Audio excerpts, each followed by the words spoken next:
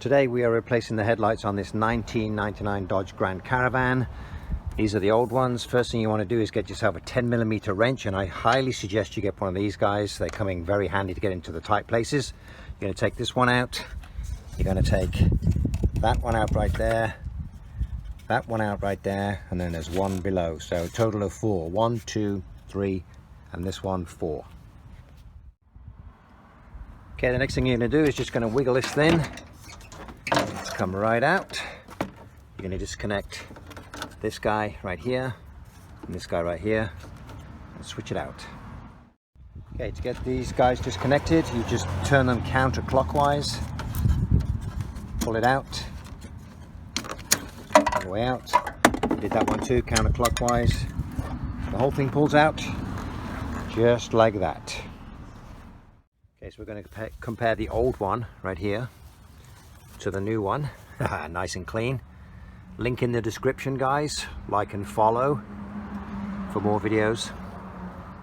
Okay, to replace the light bulb, you're going to simply twist this counterclockwise, pull it out, put in your new bulb.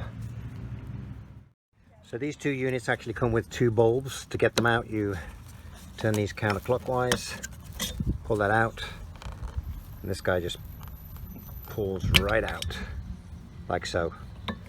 Put it back in the exact same way, push that in there, and then just take note, because inside there's a top and a bottom, and it's labeled.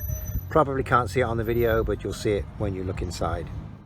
To switch out the actual light bulb connectors, if you look here, there's a little tab.